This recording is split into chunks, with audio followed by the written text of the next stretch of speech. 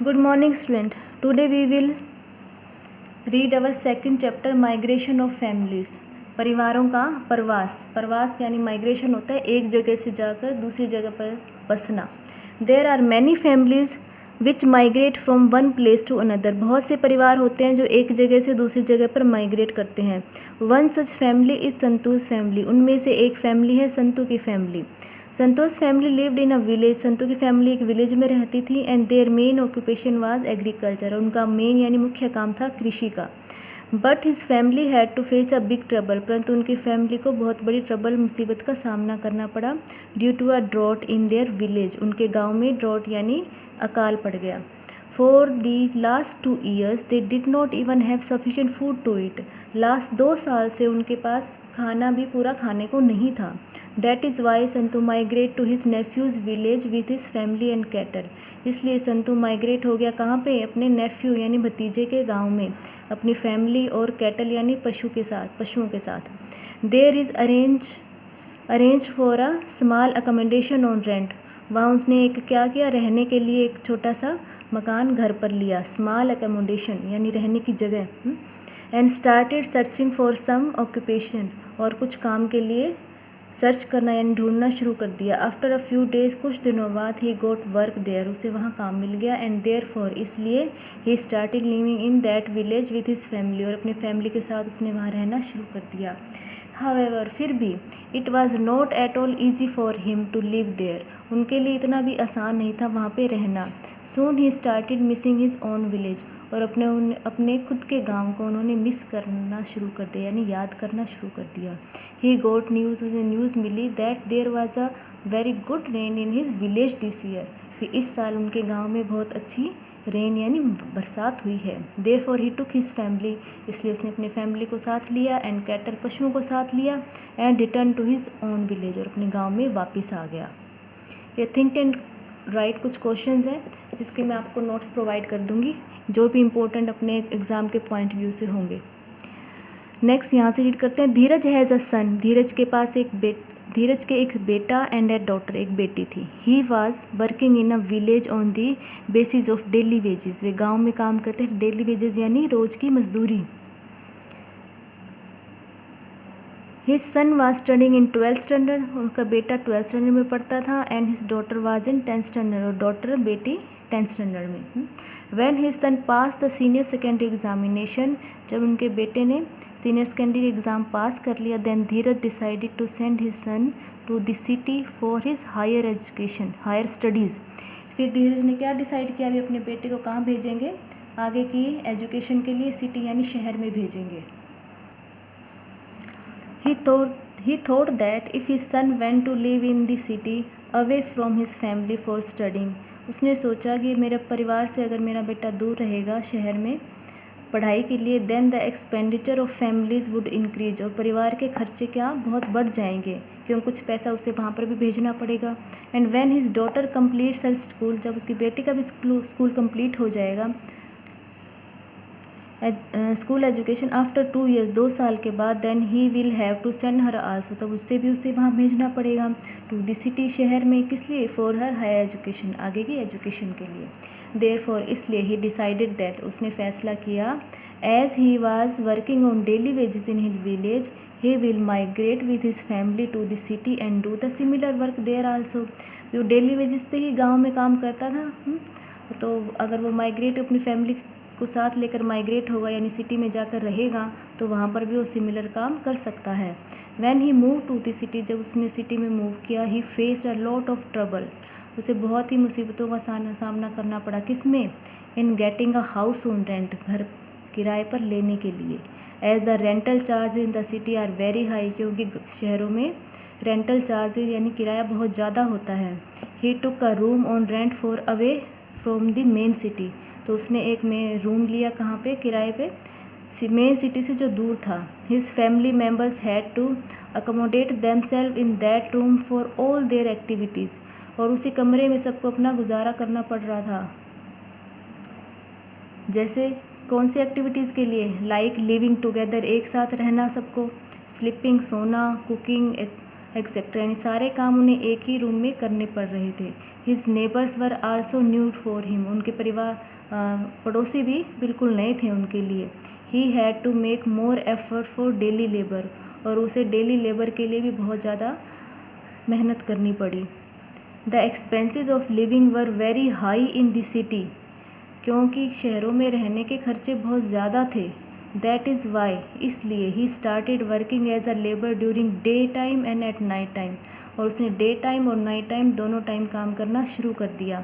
He used to work as a guard to earn more, और उसने क्या काम शुरू किया, गार्ड का, अर्न मोर यानी ज़्यादा पैसा कमाने के लिए। But he decided to go back to his village, परंतु उसने डिसाइड किया कि वापस गांव में जाएगा after the completion of higher studies of his children, अपने बच्चों की पढ़ाई पूरी करने के बाद। You must have noticed in your surroundings that there are many students who have to leave their home, आपने अपने चारों तरफ नोटिस किया होगा, सराउंडिंग्स होता है चारों तरफ, कि बहुत से स्टूडेंट होते हैं जो अपना घर छोड़ते हैं, किसके लिए, फॉर हायर एजुकेशन, आगे की पढ़ाई के लिए। They live in hostels, hostels में रहते हैं। Are arrange rooms for rent, और या फिर कमरे किराए पर लेकर रहते हैं। फॉर देयर स्टडीज़, अपने पढ़ाई के लिए। पॉइंट फॉर डिस्कशन, यहाँ कुछ पॉइंट्स दिए हुए डिस्कशन के, यू हैव टू रीड, आपको ये खुद ही पढ़ने हैं और इनका कंक्लूजन निकालना है, क्योंकि डिस्कशन के पॉइंट है। अब इस चैप्टर में आगे थर्ड स्टोरी है गोविंद राम की। पहली थी संतू की, दूसरी थी धीरज की, और अब किसकी है, गोविंद राम की। Govind Ram and his family lived in Janiyana village, कौन से गांव में रहते थे, जनियाना विलेज, जनियाना गांव में। He had a small general store there, उसका वहाँ पे छोटा सा जनरल स्टोर था। The earning from the shop were only sufficient to fulfil basic needs of his family, उसकी जो शॉप से अर्निंग थी वो कितनी थी, इतनी सफिशिएंट थी भी, जो घर की आम ज़रूरतें होती हैं बस वही पूरी होती थी। His son were growing up gradually, और उसका बेटा क्या लगातार बढ़ रहा था, बड़ा हो रहा था। One day Govind Ram's cousin, एक दिन गोविंद राम का कज़न यानी मैटरनल अंकल सन यानी चाचा का बेटा, विजिटेड हिज प्लेस, उसके प्लेस पे आया, उससे मिला। And he took both his sons with him to work in his shop in the city, और दोनों उसके बेटों को ले गया कहाँ पे, शहर में शॉप पे वर्क करने के लिए। एट टाइम पास, जैसे टाइम बीता, Govind Ram son Chandar Ram wanted to start his own business, Govind Ram का बेटा कौन था, चंदर राम, हाँ Chandar Ram wanted to start, अपना बिजनेस स्टार्ट करना चाहता था।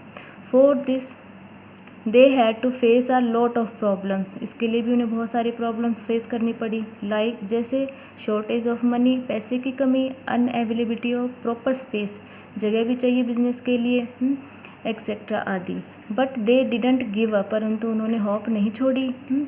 देयर रिलेटिव्स हेल्प देम, उनके रिलेटिव्स थे, उन्होंने क्या की, सबने हेल्प की उनकी। And soon their business started giving them good return, और उनका बिजनेस स्टार्ट हो गया जो हमें उनको अच्छी रिटर्न दे रहा था, यानी अच्छी कमाई दे रहा था। They call their family to live with them in the city, तो उन्होंने उनको परिवार को कहाँ बुलाया, सिटी में रहने के लिए। लिविंग टुगेदर, साथ रहते हुए, कौन, their brother and sister started studying in the city, शहर में पढ़ाई करनी शुरू कर दी। टुडे, आज, they are well settled in the city running their business, अपने बिजनेस को वो कहाँ शहर में चला रहे हैं और अच्छे से वेल सेटल्ड हैं सिटी में। But they still miss their paternal village, परंतु अपने गांव को तो फिर भी याद करते हैं।